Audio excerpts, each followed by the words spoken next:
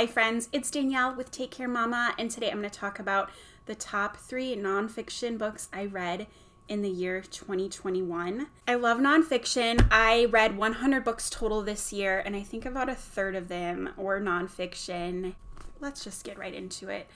I know usually you do countdowns, but I'm going to start with my favorite one, and that is Quiet by Susan Cain. I'm almost going to get emotional talking about this book. This is a book about introverts. The power of introverts in a world that can't stop talking. I am a strong introvert. On Myers-Briggs, I am INTJ, and the I is extremely to the I. Out of all of my different letters, that's the most extreme trait. And I've known this about myself for a very long time. I really need time alone to recharge. If I have more than one plan on the weekends, I get so stressed. Like I've known for a long time that I'm an introvert. I thought I understood what that meant. And this book told me about things about myself that I never really even thought before. The biggest takeaway I got, which I don't think was her main intention of like a big theme in this book, but I have sensory issues, and I've always known that as well. I've known I'm an introvert and have sensory issues, and I didn't know that those two things are related. She talks about how often people who are introverts, who really need and love quiet to recharge, are more sensitive to sensory inputs, which makes sense because, like loud noises and even images can overwhelm a brain that just craves peace. This book to me was so empowering. I've always felt a little ashamed of being an introvert. I always felt a little odd and like I didn't quite fit in. This book helped me realize that I'm not alone. It helped me understand myself better. It helped me to give myself grace in those moments where I feel like I don't quite fit in. It helps me relate to other introverts better. It actually even helped me understand extroverts more and how to relate to my husband, for instance. I loved it. I think if you're an introvert, it's required reading for you. Put it on your list. I'll leave the affiliate link below. And if you're not an introvert, I would still challenge you to pick this up because you know and love an introvert in your life for sure. And this book will help you understand that person better, will help you know how to communicate with that person better. And it was just so good. I want to say that I listened and read this, and I really remember liking the audiobook, so check that out as well. I personally really love to listen to my nonfiction books, so check that out. Okay, my next book is a spiritual book, which I love reading spiritual books. I guess the next two are technically spiritual. So this is A New Earth by Eckhart Tolle. I both read this and The Power of Now, which I think that one is a little more popular. I love both of them. I've read both of them twice this year.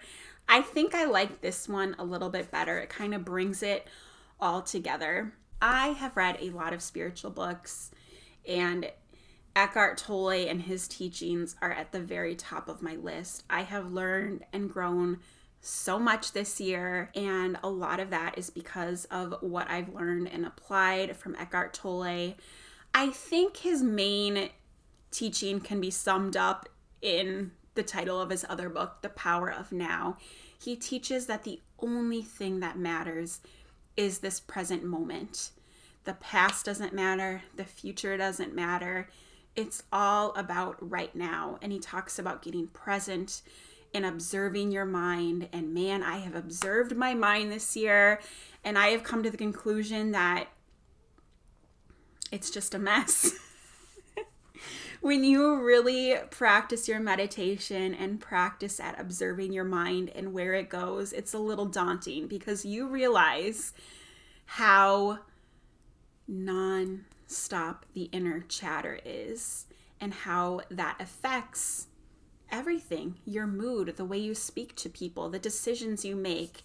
And before and now, because I'm definitely still in this journey, but before it was all autopilot. I was having these thoughts. I didn't notice them. They're just in the background, part of my unconsciousness, make decisions, make choices. And now, because of these books and meditation, I am slowly changing and slowly learning to be here and to watch my mind and to feel the immense joy that is all around me in this living moment here on earth. I love this. I will be reading this again. I will be talking about this again, and I recommend it to you so much. Okay, this next one, I don't know if I would do a blanket recommendation to people, but I loved it, and that is The Power of Myth by Joseph Campbell. I had never heard of Joseph Campbell until last year. He is best known for the concept of the hero's journey, and he claims that every story, every nonfiction story, every person is going through the hero's journey. We are put into an adventure. We have a guide show up. We go through challenges and tribulations. We learn, and then we return back to our loved ones and tell them of our adventures. That's a really big bird's eye view. I think his argument would be that all stories follow the hero's journey, and then there have been several authors who actually write their plot points based on the hero's journey. Star Wars is the most famous example. It is textbook. It follows textbook the beats of his hero's journey. This book talks about the hero's journey, but really it's more about famous myths and non-famous myths. His life work was to learn about myths and how we use story to explain our world, explain our situations. I really love myths and I want to learn more, and this book really quenched that thirst for me.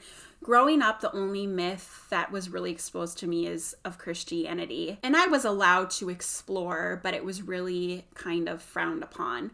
And so as an adult, it's been beautiful to explore other stories of creation and the fall of man and our relationship to nature and the afterlife.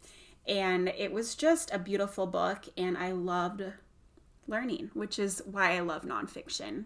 So these are my favorite 3 nonfiction books that I read in 2021. I would love to know your favorite nonfiction books, because I definitely will be reading a lot more in the following year. So let me know in the comments below. Thank you so much for watching. I hope you're having a wonderful day. Take care, and bye.